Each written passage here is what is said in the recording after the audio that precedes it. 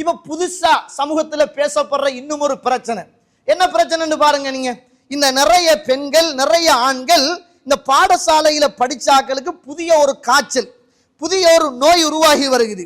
என்ன நோய் அப்படி என்று கேட்டீங்கன்றால், சுபஹானல்லாஹ், அல்லாஹு தஆலா அல்லாஹ்வுடைய தூதர் தடுத்த ஒரு ஜாகிலியத்தான கலாச்சாரம் மீண்டும் வருகிறது. பேக் டு ஸ்கூல், மீண்டும் நாங்க பாடசாலைக்கு போறது. நான் கேட்கிறேன், இது எங்க இருந்து வந்துச்சு? இது யாருடைய கலாச்சாரம்? இப்ப எல்லா பொம்பளைகளும் திரும்ப பாடசாலைக்கு போறான். கல்யாணம் முடிச்சு வாழ்ந்து பிள்ளை குட்டி பெத்து, இப்ப அவங்க கல்யாணம் முடிச்சு நம்மளோட படிச்ச ஆம்பளை பிள்ளைகள், நம்மளோட படிச்ச பொம்பளை பிள்ளைகள் எல்லாரும் சேர்ந்து இப்ப திரும்ப பாடசாலைக்கு போறாங்களாம் ஞாபகப்படுத்துறதுக்கு. கணியத்திற்குரிய, இது பேசினா கொஞ்சம் பேருக்கு ஆத்திரம் வரும். இது பேசினா நமக்கு ஏசுவாங்க. பரவாயில்ல, சொல்லித்தானே ஆகணும். நீங்க ஏசினாலும் ஏசாட்டியும் எனக்கு பிரச்சனையே அல்ல. அல்லாஹ் குர்ஆன்ல சொல்ற மாதிரி, குலில் ஹக்கு மிர் ரப்பிக்கும் ஃபமன் ஷா ஃபல்யுமின் வமன் ஷா ஃபல்யக்ஃபுர். நீங்க சத்தியத்தை சொல்லுங்க, விரும்பினவங்க ஏற்றுக்கொள்ளட்டும், விரும்பினவங்க மறுக்கட்டும். இன்ன அத்ததினா லில்லாலிமீன நாரா, மறுக்கக்கூடியவர்களுக்கு நாளை மறுமையிலே நரகம் இருக்குது அப்படின்னு அல்லாஹ் குர்ஆன்ல சொல்றான். நான் கேட்கிறேன், ஒரு பெண் தனித்து பயணம் செய்யக்கூடான்னு சொல்லுது, மஹ்ரம் இல்லாம ஒரு பெண் போகக்கூடான்னு சொல்லுது. ஒரு குடும்பத்தில மானக்கேடான காரண காரியங்கள் நடந்தால் அல்லாஹ் அந்த குடும்பத்தில் உள்ள பொறுப்புதாரிகளுக்கு அல்லாஹ் பார்க்க மாட்டான், ஏறெடுத்தும் பார்க்க மாட்டான். அவங்கள அல்லாஹ் சுத்தம் செய்ய மாட்டான், அவங்களுக்கு அல்லாஹ் சுவர்க்கத்தை கொடுக்க மாட்டான் என்று இஸ்லாம் சொல்லுது. ஃபைனித்தகைத்துன்ன ஃபலா தஹ்லஅன, உங்கள்கிட்ட அல்லாஹ்வுடைய இறையச்சம் இருக்குமாக இருந்தால் வளைந்து நெளிந்து குலைந்து பேசாதங்க என்றது. இப்ப நீங்க நாங்க மீண்டும் பாடசாலை போறோம், பேக்க தூக்கிட்டு இப்ப திரும்ப நாங்க சின்ன பிள்ளையாகி படிச்ச ஆம்பளை பிள்ளைகள் படிச்ச பொம்பளை பிள்ளைகள் எல்லாரும் வீட்டுல இருந்து மாப்பிளமாறு பிள்ளைகளை பார்த்துக்கொள்ள, அங்கால வைஃப்மாறு அவங்கட பிள்ளைகளை பார்த்துக்கொள்ள, மீண்டும் ஒரு ஜாகிலியத்தை கொண்டு போய் உருவாக்குறது என்பது மார்க் அடிப்படையில எப்படி கூடும்னு கேட்கிறேன். அதுல ஒரு டீச்சர் வருவா, இவரை எழுப்புவா, அவருக்கு அடிப்பா, அவரை நையாண்டி பண்ணுவாங்க. அப்படியே நீ இப்படி ஆடாண்டு அவ பேச, எல்லாருக்குள்ளேயும் ஒரு கலகலப்பு, எல்லாருக்குள்ளேயும் ஒரு ஜொலி, எல்லாரும் ஒண்டா சாப்பிட்றது, ஒண்டா அப்படியே கூத்தாடுறது, அப்படியே பாட்டு போடுறது, ஆடுறது, பேசுறது, அப்படியே அவங்க ஜாலியா இருந்துட்டு நாங்க திரும்ப மீண்டும் ஸ்கூல் போனோம் அப்படின்ற ஒரு ஆத்ம திருப்தியோட கலைஞ்சு வராங்களாம். நான் கேட்கிறேன், அல்லாஹ் அருள் செய்தவர்களை தவிர இது இந்த ஊர்ல உள்ள ஜம்மியத்துல் உலமா பேசணும், இது இந்த உலகத்துல, இது இந்த இலங்கை திருநாட்டில் உள்ள மௌலைமாறு பேசணும். நம்ம பேசக்குள்ள மக்கள் நினைக்கிறாங்க இந்த தௌஹீதுக்காரனே எல்லாத்தையும் ஹலாலும் ஹராமும் சொல்றதுதான் வேலை அப்படின்றாங்க. இல்லை, யாரையும் ஏசுறதுக்கோ பேசுறதுக்கோ அல்ல சகோதர சகோதரிகளே, இது மார்க்கம். அம்மா, நமக்கு ஒரு மரணம் இருக்குது. நம்ம இந்த உலக வாழ்வுக்காக வாழ வந்தவர்கள் அல்ல. நம்மட இலக்கு வேறு. நமக்கு ஒரு கபர் இருக்குது, நமக்கு ஒரு சுவர்க்கம் நரகம் இருக்குது, நம்ம மௌத்தாகினதற்கு பிறகு கேள்வி கணக்கு விசாரணை இருக்குது. அதுக்கான ஒரு வாழ்வைத்தான் இந்த உலகத்துல வாழணுமே தவிர, அது இல்லாம மீண்டும் சின்ன காலத்துல ஒண்டா இருந்தோம் என்பதற்காக, சின்ன காலத்துல ஒளிச்சு விளையாடினோம் என்பதற்காக, சின்ன காலத்துல கள்ளம் பொலிச்சு விளையாடினோம் என்பதற்காக, சின்ன காலத்துல ஆண்களும் பெண்களும் சேர்ந்து கிரிக்கெட் விளையாடினோம் என்பதற்காக, சின்ன காலத்துல நாங்க ஃபைலால அடிச்சு திரிஞ்சோம் என்பதற்காக, பெரியாளாகி பிள்ளைகள் பெற்று நாங்க பருவ வயதை அடைஞ்சதுக்கு பிறகும் அப்படி குட்டாஞ்சோறு ஆக்கி கூத்தாடி ஒரு இடத்துல உட்கார்ந்து கதைச்சி பேசி சிரிக்கிறது என்பது மார்க்கத்தில் எந்த அளவுக்கு அனுமதி வழங்கப்பட்டிருக்கிறது என்பதை யோசிக்க கூடாதா? எப்படி நம்ம இதை செய்கிறது? நல்ல அடிப்படையில் நீங்க செய்றீங்களா இல்லையா என்பது வேறு. ஆனா மார்க்கம் தடுத்த காரியத்தில் நாம் கவனமாக இருக்க வேண்டிய பொறுப்பு நம் அனைவர்களுக்கும் இருக்கிறது. ஏண்டா இதுல கணவன்மாரும் கவனமா இருக்கணும். ஏண்டா ரசூலுல்லாஹ் சொல்றாங்க, நாளை மறுமையில அல்லாஹு தஆலா 3 பேரை அல்லாஹ் ஏறெடுத்தும் பார்க்க மாட்டான்.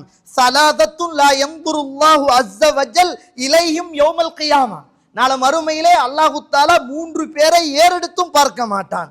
அதுல ஒன்று பெற்றோர்களை நோவினைப்படுத்திய பிள்ளைகள், அதே போன்று தன்னை அலங்கரித்துக் கொள்ளுகின்ற பெண்கள், அதே போன்று வத்தையூஸ், வீட்டுக்குள்ள குடும்பத்துக்குள்ள பாவம் நடக்கிற போது அதை கண்டும் காணாமலும் இருக்கிற குடும்பம்.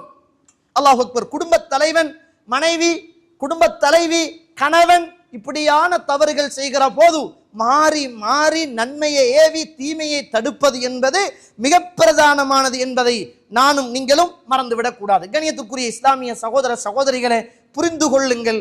இது யாருக்கும் ஏசுறதுக்கோ பேசுறதுக்கோ அல்லது நம்மட மனசு விரும்புது அதை தடுக்கிறாங்க என்றோ நீங்க பார்க்காதங்க.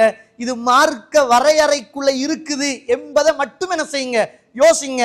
விரும்பினா ஏற்றுக்கொள்ளுங்கள், விரும்பினா விட்டுடுங்க. அல்லாஹ் குர்ஆன்ல சொல்ற மாதிரி நாளை மறுமை ஒன்று இருக்குது. அந்த மறுமையில் அல்லாஹ் ரப்புல் ஆலமீன் நிச்சயம் தீர்ப்பளிப்பான் என்பதில் எள்ளில் முனையளவு கூட சந்தேகம் கிடையாது. கண்ணியத்துக்குரிய இஸ்லாமிய உறவுகளை, நான் என்ன சொல்ல வருகிறேன் என்றால், ஒரு ஊருல, ஒரு நாட்டில, ஒரு கிராமத்துல, ஒரு பிரதேசத்துல ஒரு நிகழ்வு, ஒரு அனர்த்தம் நடந்துட்டும் என்றால் அது ஒரு மாசம் 2 மாசத்துல அப்படியே மறந்து போகுது. கேட்ட பிரார்த்தனைகள் அறந்து போகுது. ஓதிய குர்ஆன்கள் தொடர்பு அற்று போகுது. பள்ளியோடு உள்ள சுஜூதுகள் இல்லாமல் போகுது. நமக்கிட்ட உள்ள தர்மத்தின் சிந்தனைகள் அப்படியே அகண்டு போகுது. அந்த நேரத்துல நம்ம கேட்கிறது, அந்த நேரத்துல நம்மளை அல்லாஹ் பாதுகாக்கணும் உண்டு. அந்த நேரத்துல பாவம் செய்யாம இருக்கிறது, அல்லாஹ் அந்த நேரத்துல நம்மளை பாதுகாக்கணும் உண்டு. அந்த நேரத்துல வட்டிக்கு போகாம இருக்கிறது, அல்லாஹ் நம்மளை அழிச்சிடக் கூடாது என்று அந்த நேரத்துல மட்டும் பயம் வருகுது, பிரார்த்தனை வருகுது, ஓத எண்ணம் வருகுது, கொடுக்கணும் என்று சொல்லுகிற சிந்தனை வருகுது.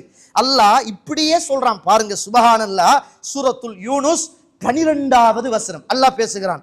வைதா மஸ்ஸல் இன்சானு துர்ருன் தஆனா, மனிதனுக்கு ஒரு துன்பம் வந்தால், ஒரு துயரம் வந்துட்டும் என்றால், தஆனா லி ஜம்பிஹி அவ் காயிதன் அவ் காயிமன், அவன் படுத்தவனாக, உட்கார்ந்தவனாக, நின்றவனாக அவன் நம்மளை அழைக்கிறான், நம்மளை பிரார்த்தனை செய்கிறான். ஃபலம்மா கஷஃப்னா அன்ஹு துர்ரஹு மர்ர கஅல்லம் யதுனா, அந்த துன்பமோ துயரமோ கஷ்டமோ நஷ்டமோ அவனுக்கு வந்த பாதிப்போ இடரோ இல்லாமல் போனால் எந்த துன்பமும் வராதவனை போல அவன் மீண்டும் ஆகிவிடுகிறான். அவன் நமக்கிட்ட துஆ கேட்டவனை போல, அவன் நமக்கிட்ட துஆ கேட்டவன் போலயே இல்லை அப்படின்னு அல்லாஹ் சொல்றான். ஒரு துன்பம் வந்தால், ஒரு துயரம் வந்தால், தானா நம்மளை அழைக்கிறான். எப்படி தெரியுமா அழைக்கிறான்? படுத்தவனாக கூப்பிடுறான், நின்றவனாக கூப்பிடுறான், நடந்தவனாக கூப்பிடுறான், உட்கார்ந்தவனாக துஆ செய்கிறான். அல்லாஹ் அல்லாஹ் அல்லாஹ் அல்லாஹ் அல்லாஹ் அப்படியே துஆ செய்கிறான். அந்த துன்பமும் துயரமும் சோதனையும் அவனை விட்டு போயிட்டுமுண்டுங்க, நமக்கிட்ட துஆ கேட்காதவனை போலயே அவன் நடந்து கொள்கிறான் என்று அல்லாஹ் தஆலா அல் குர்ஆன்ல சொல்லிட்டு, ஸுய்யின லில் முஷ்ரிஃபீன மா கானூ யஅமலூன், இந்த அநியாயக்காரர்களுக்கு இதெல்லாம் அழகாக்கப்பட்டிருக்குன்றான். நம்மளும் அப்படித்தானே தோழர்களே. அல்லாஹ் அருள் செய்தவர்களை தவிர, ஒரு பிள்ளைக்கு ஒரு நோயிண்டா, பக்கத்து ஊர்ல ஒரு அனர்த்தம் உண்டா, அல்லது ஒரு வெள்ளம் உண்டா, ஒரு மண் சரிவு என்றா, அப்பதான் நம்ம பாதுகாப்பா இருக்கிறது, அப்பதான் பாவம் செய்யாம இருக்கிறது, அப்பதான் பிரார்த்தனை செய்கிறது, அப்பதான் தஹஜ்ஜுத் தொழுகிறது, அப்பதான் நோன்பு பிடிக்கிறது, அப்பதான் அல்லாஹ் கிட்ட சுஜூதுலையும் ருக்குலையும் துஆ கேட்கிறது. அது முடிஞ்சிண்டுங்க, அந்த சோதனை இல்லாம போயிட்டுங்க. அந்த நேரம் அல்லாஹ் கிட்டயே துஆ கேட்காத மனிதர்களை போல இந்த உலகத்துல மனிதன் மாறுகிறானா, வாழுகிறானா இல்லையா என்று படைத்த ரப்புல் ஆலமீன் என்னையும் உங்களையும் பார்த்து கேட்கிற ஆச்சரியமான வசனங்கள் இன்று இறங்கியதை போலவே இருக்கிறது. எவ்வளவு நடந்துட்டுன்னு சொல்லுங்க. நிறைய பேர் மௌத்தா போய்த்தாதாங்கன்னு. நீங்க சும்மா இந்த ஊர்ல சும்மா உங்களோட போன் எடுத்து, உங்களோட ஹேண்ட் போனை எடுத்து சும்மா நம்பர் எல்லாம் ஏயில இருந்து ஜெட் வரைக்கும் தேடி வாங்க. எத்தனை பேரை இழந்துட்டோம் தெரியுமா? எத்தனை பேரை அடைக்கிட்டோம் தெரியுமா? எத்தனை பக்கத்து வீட்டுக்காரர்கள் இல்ல தெரியுமா? எத்தனை கூட்டாளி மாறி அடைக்கிட்டோம் தெரியுமா? எத்தனை பெண்கள் மரணித்தாங்க தெரியுமா? எத்தனை இளைஞர்கள் பேய்த்தாங்க தெரியுமா? நம்ம உசுரோட இருக்கிறதால நமக்கு மற்றவங்க போனது கணக்கு இல்லை. இது போலதான் நம்மளும் போயிடுவோம், நாளைக்கோ நாளை அண்டைக்கோ. அதுக்கு பிறகு நம்மளை பத்தி யாருக்குமே கணக்கில்லாத ஒரு காலம் இந்த மண்ணுக்கு மேலே வரும்.